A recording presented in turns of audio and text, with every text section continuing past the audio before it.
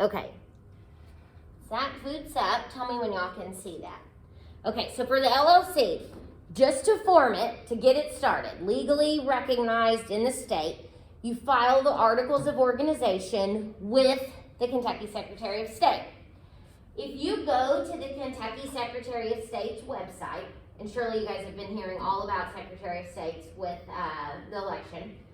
So they're not only in charge of the elections, but they're in charge of all the business filings. So if you go down here and you say search businesses, you can find anybody that does business here in Paducah, and you can then see, are they set up as a limited liability company? Are they a corporation? What are they? So I'll just show you like my law firm. So we are a PLLC. It just means a professional limited liability company because we all do the same profession. That's how professionals can set up. But there we are right there. And you'll see how we are. There's our name. We are a Kentucky limited liability company. If it was a corporation, it would say corporation.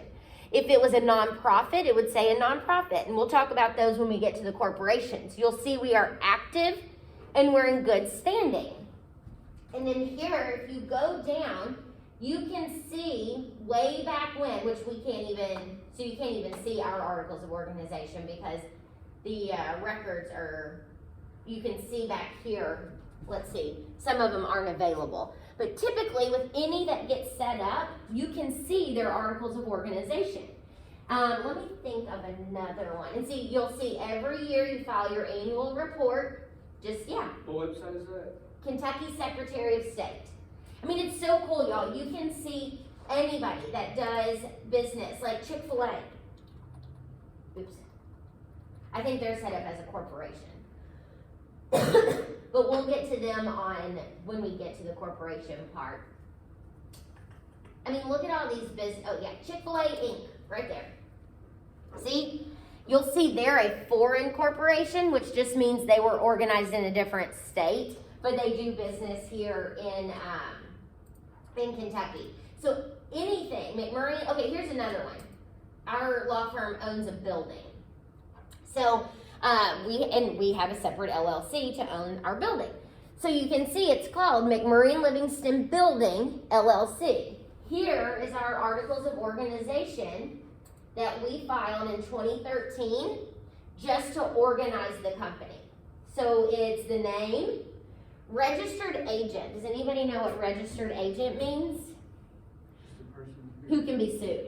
If somebody wanted to sue McMurray and Livingston Building LLC, in order to effectively sue us, they would have to serve my partner, David Booth, at that address with the lawsuit. So this address right here has to be a physical address of where you can find that person. Then you'll see all you have to do is tell the Kentucky Secretary of State where your principal place of business is going to be. And then for an LLC, you can either be managed by your members. So if the four of us started an LLC and we're the four members, do we all want to say in the day-to-day activities? Do we all want to generally have to consent to any actions? If that's the case, we would say we're managed by our members. Or say there's 100 of us that are members of the LLC, and that would be impossible to get anything done. With all 100 people's consent, we could be managed by a manager. And so if that was the case, you would say the company's managed by its manager. So you can be manager managed, member managed. Then you just state the date. The person who organizes it signs it. The person who consents to be sued on your behalf signs it. That's it. That literally, and I think you pay, I want to say the filing fee, I do it all the time, I just don't look at the handbill. I want to say the filing fee is like, oh, it says it right up here, $40. I think that's gone up, but you can see whenever we filed it, $40, and we have an LLC. That's it. It's that easy to set up. Now, a lot of people will have us draft these for them. Fun fact, you can draft them yourself on the website and do it all electronically. Anymore, the Secretary of State's office has been so backed up and everybody's working from home that if somebody comes to us and like, hey, I'm buying a piece of real estate tomorrow, I need an LLC right now, we can do it quickly online and it will generate your own articles of organization instead of us sending in a typed copy. There's really no right or wrong way. But if you were buying real estate, why might you want to buy it in the name of an LLC? Tax benefits and extra protection. If you're going to have people living in there, if it's rental property, or if you're going to be flipping a bunch of houses, you don't want that in your own name. What if something goes wrong with one of the houses and then they come back on you? I don't want my personal assets, on the line. I want that separate LLC. So that is what you've got. So point A1. So you'll see what it must include. The articles must include the name of the business. And again, it has to be an available name, meaning it can't already have been taken in the Kentucky Secretary of State's, database. You need to check and make sure whatever name you want is available. Its principal address, which you've got right there, the name and address of the registered agent, which you've got right here, and then information on how the LLC will be managed. Okay, and that's what we talked about. Do you want to be managed by a manager or do you want to be managed by all of your members? There's no right or wrong way. It's just basically how involved. Maybe one person's the silent partner that just puts in some money and the other one's going to be, the manager that takes care of everything. If that's the case, you can be member or you can be manager managed. No right or wrong way. We kind of just talk to people and say, what's the level of involvement of everybody? Do we have a huge number of members? Do we have a small, manageable amount of members? What would be the best way? Okay, so advantages of doing an LLC. Because again, these have become the most popular form of business. Little one there. A member's personal liability is limited to the amount that they've invested into the LLC. So my house is not on the line. My personal retirement and bank accounts are not on the line. If, say we go and we start up an LLC to rent houses out. Well, say I've invested $10,000 into that LLC and then the LLC gets sued. The only thing that's on the line is that $10,000 that I've invested into the LLC. It is crazy not to set up something if you're doing anything that has any bit of risk, because you can see how inexpensive and how easy it is to set that up. All right, number 2 under there, LLCs with 2 or more members may elect to be taxed as a corporation or a partnership. I'm going to go ahead and tell you that's what your book says. I don't think that's entirely accurate. When I've talked to my CPA before, who I work with when I'm setting up businesses, if that person doesn't have one, pretty sure any LLC can choose to be taxed that way. But what that means is you've got a choice. And again, we ask the CPA, do you think this LLC should be taxed as a corporation or should it be taxed like a partnership? We let them tell us, depending, and I don't know the answer. I steer so far away from taxes, but it really depends on what the LLC intends to do. Whether it would be more advantageous for them to be taxed like a corporation, where the LLC gets a return, files a return, shows, all of those kinds of things on their return, or does it make sense to be taxed like a partnership where all the money just flows on through and all of the members show it on their personal tax returns? We just ask the CPA to tell us, for this type of activity, which would be better? And they'll say, do it like a corporation, do it like a partnership. But the good thing is you've got the flexibility. Set up an LLC and then decide later with your CPA how you're going to be taxed. And then number 3, you have flexibility in management and operations.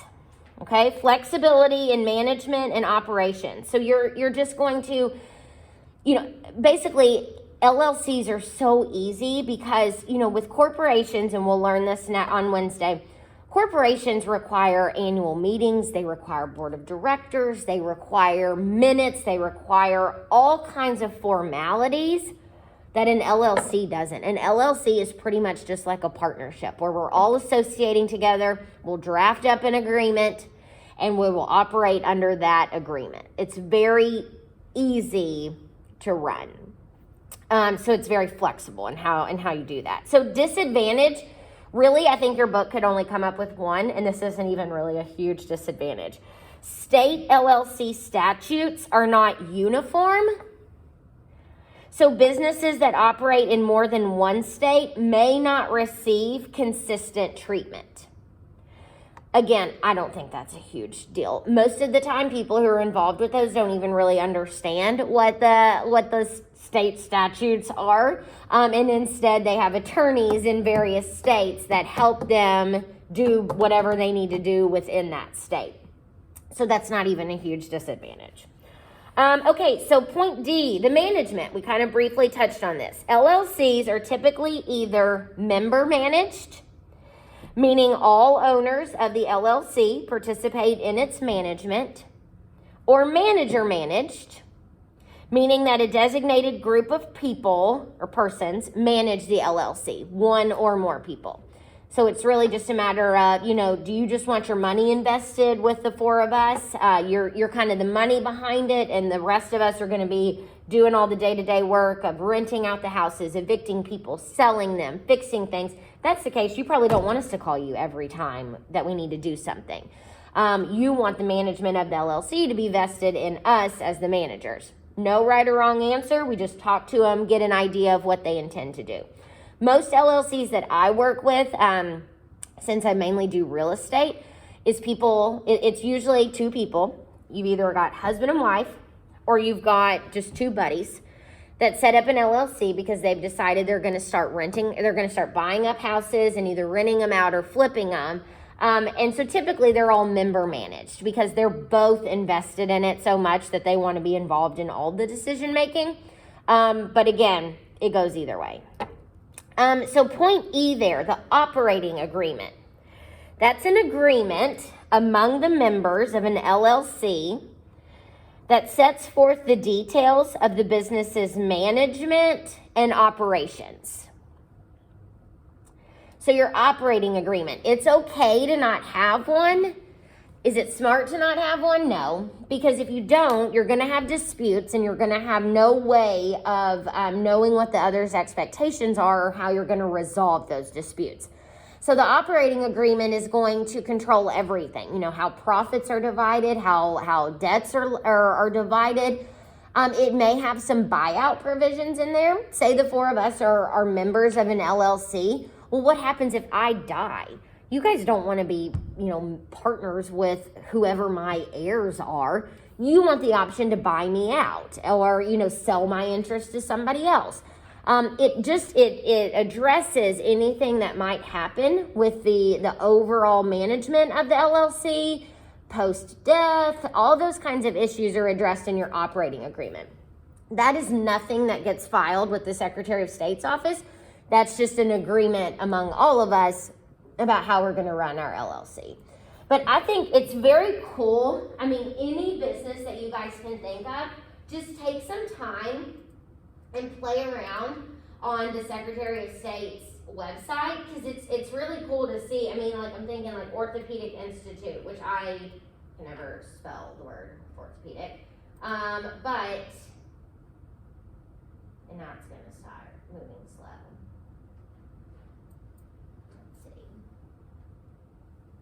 Okay, so you can see too, all of these pink ones, those are inactive. So they're still on the website, but they are they're not active. Meaning each year you have to file a $15 annual report, and that's basically where you update all of your information with the Kentucky Secretary of State's office. And that way they know if you're still an active business. So if you're inactive and in bad standing because you haven't done that, then obviously, there's some questions about whether you still get all the protections of an LLC or a corporation or whatever if you aren't acting like you have a corporation or an LLC because you're not in good standing. You haven't been, doing all of the corporate formalities to make sure that it's still active and in good standing. So we tell people stay on that, so there's no question about your liability. Let's see. I mean, you just got everything. Orthopedic Institute of Western Kentucky. So that is, and I'll show you, this is another good point. So they're a corporation, but we'll get into that on Wednesday. But you'll see, this is an assumed name. So technically, anytime my firm uses its name on advertisement, anything, it should say McMurray and Livingston PLLC. It should always include those letters. But what you can do is file with the Kentucky Secretary of State an assumed name certificate that says, I'm going to be promoting myself as McMurray and Livingston without the PLLC.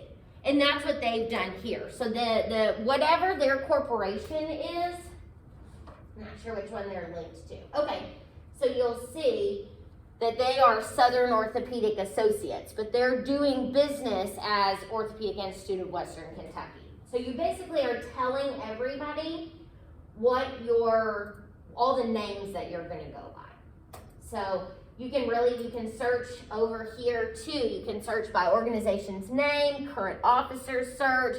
You can search a bunch of different ways to find all those different companies.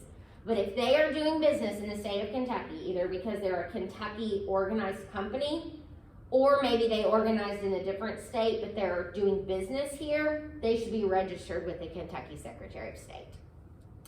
So any questions on sole proprietorship, partnership, or LLC? No? Okay, so then Wednesday in class, I will do corporations. And again, I'll show you, it's a longer chapter. It's 3 pages, but I'll also show you some on the Kentucky Secretary of State's website. Because it's really, it's cool. You get to see all the different corporations and really get a lot of information about them that you wouldn't maybe think that you could. Yeah, so any questions at all? No?